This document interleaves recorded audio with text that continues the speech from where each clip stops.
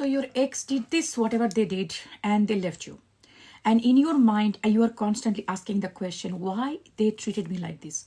Why they left me like this without giving me any closure? And if that is going on in your mind, this reading might be able to help you in some way to find some guidance about this person's behavior, why they did like what they did. I'm going to get these dark confession cards and see what this person has to say, like why they pushed you away, why this breakup happened, what is the behind the scene situation, or maybe what they're feeling about it.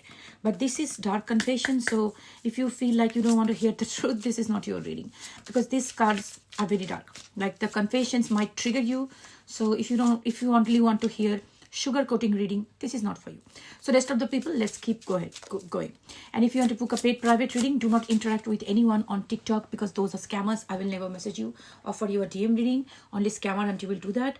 Go to my YouTube channel, Let's Ask Tarot. I have two channels, one for Hindi and one for English. Should be written here if you're watching me on TikTok. Subscribe to my channel. In the description box, you will find the email address. Copy, paste and send an email. Keep an eye on the junk mail folder. Misspelling, scammer auntie. Be careful. So let's see. What is the truth they want to say? Okay. Interesting.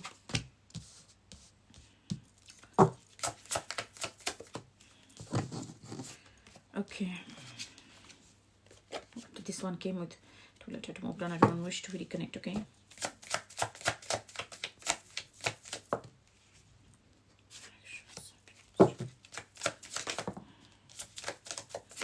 And one card literally calm. Okay, let me read the cards to you. Okay, the bottom of the deck, I have things going on in my life that requires my full attention. There is a big hole in my heart that cannot feel on my own. I don't understand what you see in me. I don't feel attractive. I feel overwhelmed. I am drowning in my own thoughts. It's too late. I moved on and I do not wish to be reconnected. I cannot support your actions. It is too much for me to deal with. I feel abandoned by you and it is triggering my childhood trauma. I'm distracting myself to avoid thinking of you. No one else make me feel the way you do, but I will take you to the grave before I tell you. Okay, so what it feels like, this person is really trying hard to move on from you. Really, really trying hard. But this person is not being able to move on. That's the bottom line of the story. Because this is, I moved on and I wish to not to be reconnected. Fair enough. Fair enough. But this is, no one else makes me feel the way you did. And also this is, I feel abandoned by you and this triggering my childhood trauma. So that means no matter whatever they're telling themselves that I'm moving on, I'm fine, I don't need you. But basically right now this person is avoiding their feeling. They're gaslighting themselves saying that I'm moving on. Okay, I am moving on and I don't want to reconnect with you. But basically what is happening, this person is feeling the feelings which they never wanted to feel, which is the fear of abandonment. Now, definitely this person do have some childhood trauma. Maybe in the childhood they feel like abandoned by the parents in some way or form, or the primary caregivers. Maybe that, listen, all the time parents, you might be saying, oh no, they had the best childhood. Not always that abusive childhood is like abusive parents physically, mentally. That's only childhood trauma. In many cases, maybe the parents were working somewhere, maybe they had other children who they had to focus on something. You don't know how a child perceives like a trauma, because what from an adult perspective if you see and what a child sees, it's hell and heaven different. Because once we are adult, we see our parents with a lot of forgiving nature, on understanding their perspective, which you would never do it as a child. So whatever it is, I don't want to get into the details of that nonsense, but the fact is this person was somehow felt abandoned by their parents, and they have a wound, and they have a fear that some people who come too close to me, they will abandon me. This is a very typical like fearful avoidant, or like not a fearful or dismissive, like basically the fearful avoidant has a tendency, like they crave connection, but when somebody come too close to them, they feel like see, I'm saying this is a fearful avoidant because this person is saying, I don't understand what you see in me, I don't feel attractive. The fact is this person feel that to the core they have a belief system that I am not good, I am not worthy. So anybody who comes near me, they are gonna reject me.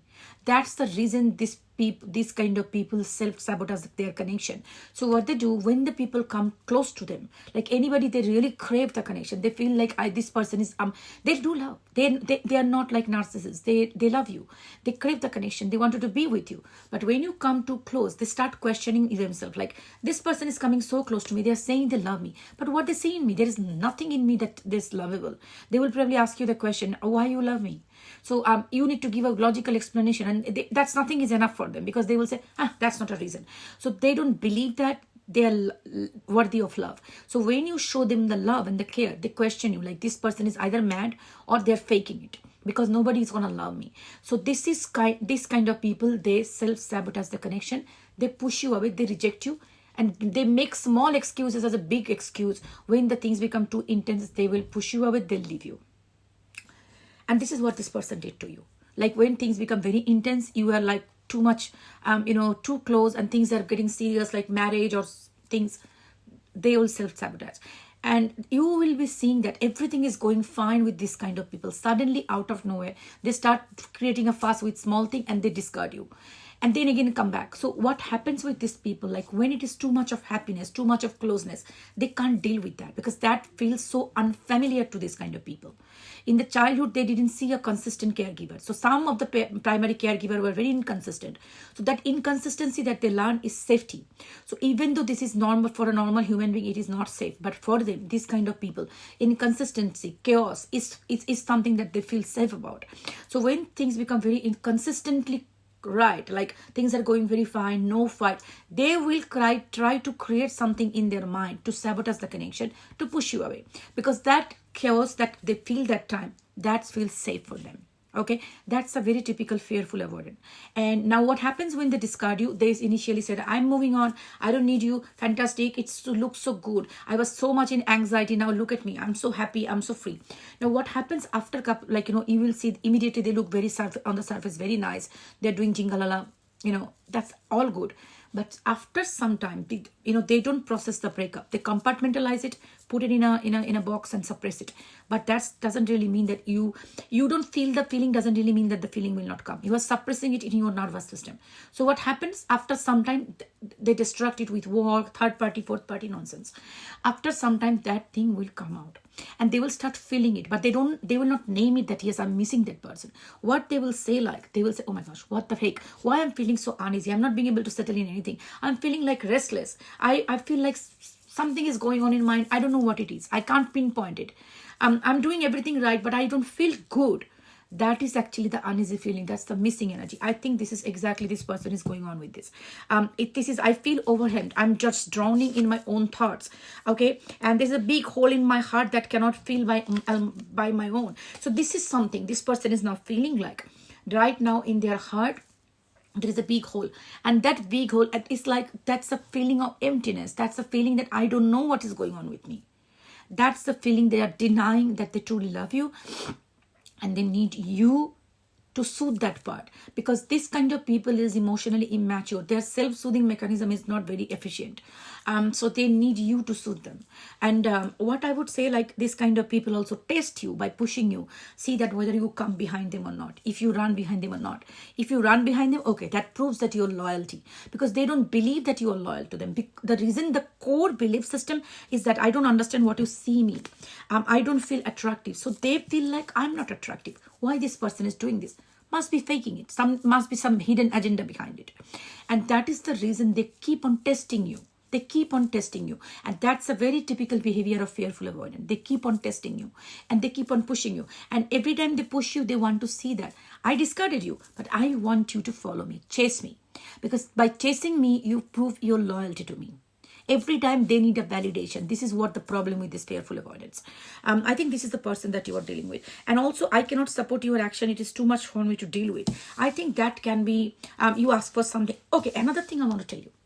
With this fearful avoidance, how are you going to understand that you are dealing with one? A fearful avoidant, whenever you try to tell them, like, I need to talk to you. Let us talk and discuss and sort this out. They get a panic attack in their nervous system. This kind of people, every time you tell them that we need to talk, we need to discuss, they will panic. Rather than it can be a very trivial thing that can be resolved by talking, by discussion. but they will collapse and they will run away from you because they believe that you're going to tell them something which is they will not be able to deal with. So they will avoid it, they will at any cost, and they will try to, rather than fixing an issue, they will rather break up with you. So I think this is something happened. That's the reason probably that person ran away from you. And now they're distracted. Now what happened? After that, after probably they just, they said, I moved on and things like that. They said nonsense things to themselves. But right now, after the time has passed, now they're really missing you. They're really, really missing you. But you know what they're doing? I'm distracting myself like by avoid thinking about you. So this distraction can be third parties, work, or whatever it is. This person is distracting. So I believe this is exactly the reason this person avoided you or broke up with you, or this is the reason this person is not coming forward. I think this totally makes a clear my understanding of their mindset, that why this person left you. Because if this is your reading, this is exactly what happened to this person. It's not this person. With this one, I can tell you this person loves you. And this is nothing to do with you. If you might be judging yourself, you might be asking yourself questions, because this is very important to understand why it happened. Because, most of the time people judge themselves like I might be the problem after the long-term relationship or short-term, I don't know. When a breakup happens, the person who is in the receiving end, who doesn't understand what is going on with the other person, they start blaming themselves. They start replaying the conversation in their mind. What did I do wrong? They might be reading the conversation again and again. What did I say to this person? Why did this person break up with me? Where did I go wrong? Why I didn't understand? Listen, don't try to dissect and trisect those things, because these kind of people, the fearful, avoidant, attachment style, they are like that. This is their problem. This is their own issue with their belief system, with the self-worth, with their self-sabotaging behavior. If it was only you, or if it is XYZ, anybody, they will be acting just like that. They cannot be different with anybody. So you cannot focus on what I could have done differently, that this person couldn't have left me. That will be a shit show. Don't worry about it. Because only thing you can say that, yes, missing that person is definitely a thing. So that I cannot deny. But if you just don't try to make yourself a villain out of the story that I was the wrong person, I did something wrong. No, you did not. If this is your reading, if this is the situation, you couldn't have done anything differently. But yes, normally with the avoidant, they attract people who might either be fearful avoidant or maybe insecure people, like, anxious attachment style. So if you feel like you do have that anxious attachment style, focus on yourself, which will be fixing your own issues. Because anxious people are the people who are more needy, clingy, asking for validation, be more on the person's life, like always seeking validation, always want to make sure that this person is constantly messaging me, this person is constantly in communication with you, everything in their life I am aware of. If that is the thing, that is the thing you do with the fearful avoidant, that actually puts a pressure on them. And they feel like, I'm being monitored 24/7. I'm being controlled by them, which is not. You are not trying to control them. You are just trying to be a part of their life. That is your that's your soothing. That's your validation seeking. But for them, it is really pressurizing, because they like toggle between dismissive, avoidant kind of a nature and fear, what do you call it, anxious. So they are like a pendulum. So when you are needy, they go to more in the avoidant side. But if you pull back with this kind of people, like if you are avoidant, they will be running behind you. So if you're dealing with this kind of people, you need to be more pulling the energy back to yourself. Depending how you are, they will deal. Like if you are too needy, they will run. If you are completely indifferent, like you are living in your life, they will run behind you. So rather than making these people running behind them and finding out what the shit is going on, now if you understand what I'm trying to tell you, why they left you and what's going on in their mind, you know that this kind of people come back. They always come back most of the time. Because if they see that you are moving on and they have a fear of rejection, and if they truly understand that probably going for backward, it's like maybe a lot of conflict, in many cases they might not come back. I'm not going to give you a false hope that they're going to come back 100% time. No, not 100% times. But this is what it is. If this is your person, if they're supposed to come back, they will come back. But coming back is not the thing, not solving the issue. With a fearful avoidant, if you're dealing with them, you need to learn to live your own life, not run behind them. Because otherwise, no matter how many times they come back, one point, this dynamics will break. This will collapse. And you will run away from this connection. So before that, if you really want to make it work, focus on your life. Okay? Take care of yourself. And if you want to book a paid private reading, email me at divinemothersguidance@gmail.com. And if you misspell, goes to scammers. So be very, very careful with that. Take care. Love and light. Bye.